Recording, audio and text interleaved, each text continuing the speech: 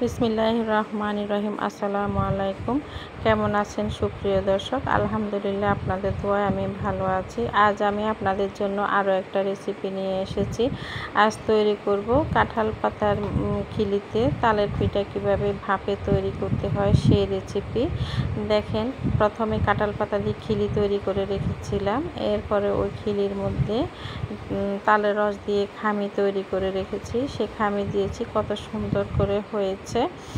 আমি একটা তালের মধ্যে 3টা আটি হয়েছিল, তালের রস বের করে নিয়েছি। তালের রস কিভাবে নেওয়া হয় সেটা আমি আরেকটা ভিডিওতে দিয়েছি। এখন কিভাবে পিঠা বানানোর জন্য খামিটি তৈরি করতে হয় সেটা দেখাবো। দেখেন, এই রসের মধ্যে আমি প্রথমে একটা তালের রসে দিয়ে দিয়েছি 1 কাপ সুজি আর দিয়েছি চালের গুঁড়া। চালের গুঁড়া দেওয়ার সময় ভিডিওটা অফ ছিল, আমি খেয়াল করিনি, সরি। ভালো করে একটু নাড়িয়ে নিব। খামিটা অনেক ঘন হবে। এখন দিয়ে দিচ্ছি আমি চিনি যে যেরকম খাবেন স্বাদ মতো দিবেন। কেউ একটু বেশি খায়, কেউ কম খায়। একটু ভালো করে নেড়ে নিব। এমনভাবে খামিরটা তৈরি করতে হবে যেন চামচ থেকে পড়তে একটু সময় লাগে, ওইভাবে।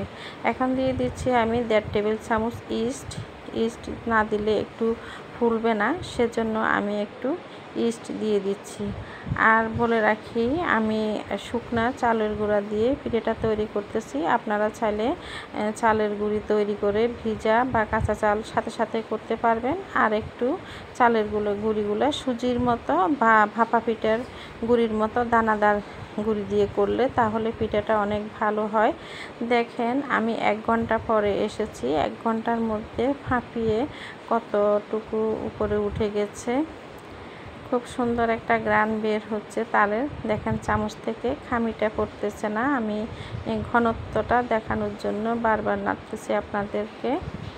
একটু একটু করে চালের গুঁড়া দিবেন, তাহলে বুঝবেন। দেখেন, চামচ থেকে পড়তে কষ্ট হচ্ছে। এরকম করে করলে পিঠাটা খুব সুন্দর হয়, ফাটতে কেকের মতন ফুলে খুব ভালো হয়। আর একটু পাতলা হলে তখন ফুলে না, তখন বসে থাকে। আমি এখন দিয়ে দিয়েছি কিছু কুচানো নারকেল আর সামান্য লবণ। আসলে মিষ্টি খাবারেও একটু সামান্য লবণ না দিলে মিষ্টিটা বোঝা যায় না, এজন্য একটু সামান্য মিষ্টি দেওয়াই লাগে। আর দিয়ে দিয়েছি কিছু কুচানো নারকেল দিয়ে একটু নাড়িয়ে নিব। নারকেল আমি যখন পিঠাটা ভাপে দিব তখন একটু মুখে দিয়ে দিব, এগুলো ভিতরে থাকবে। আর কুচানো নারকেলটা মুখে পড়লে খেতে একটু ভালো লাগে, যখন চিবাই খাইতে হয় নারকেলটা। এখন আমি একটু মুখে দিয়ে দেখেছি কেমন হয়েছে চিনিটা এই কাঁঠাল পাতার খিলির মধ্যে। এখন আমি একটু একটু করে তালের যে খামিটা তৈরি করেছি, খামিটা দেখেন, আমি পুরো পাতাটা ভরাই নিব না, পাতার ব্যাস অর্ধেকটা নিব। পাতার মুখে প্রায় 1.5 ইঞ্চি পরিমাণ খালি রেখে দিব। এই জায়গাটা যখন পিঠাটা ফুলি উঠবে তখন এটা পুরো পাতাটাই ভরে যাবে। আপনি যদি পুরোটা ভরাই দেন যখন তৈরি করবেন তখন পিঠাটা বাহিরে পড়ে যাবে। দেখেন, আমি একটা পাতিলে যে ডিম আনি আমরা বাজার থেকে, ডিমের খাঁচি আছে, সেই ডিমের খাঁচি ভালো করে ধুয়ে পরিষ্কার করে নিয়েছি।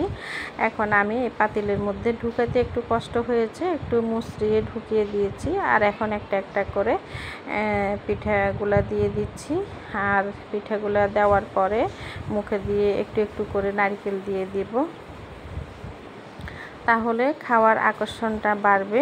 এরকম করে যদি আপনারা ডিমের এই খাঁচিতে পিঠা তৈরি করেন, বাড়িতে দেওয়ার সময় কিন্তু অনেক পিঠা দিতে হয়, 300, 400, 500 যে যেরকম দিতে পারে। তখন এই ডিমের খাঁচিটাতে তৈরি করলে পিঠাগুলো একসাথে 35টা পর্যন্ত পিঠা তৈরি করা যায়। তাহলে সারা রাত জাগন থাকতে হয় না বা সারা দিন বসে থাকতে হয় না। আমি যখন বাড়িতে দিয়েছি তখন আমি এভাবে তৈরি করেছিলাম।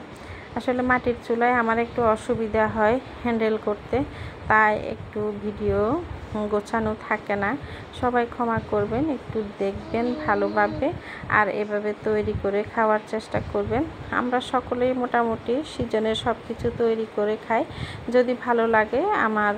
দেখেন, কাঁঠাল পাতার ডাঁটাটা ধরে পিঠাগুলো নামাইতে কতটা সুবিধা, সেজন্য খিলিতে বানালে কিন্তু পিঠাগুলো সুন্দর হয়। বাচ্চাদের কাছেও যখন পাতাটা খুলে খায় ওদের কাছে একটা আকর্ষণীয় মনে হয়।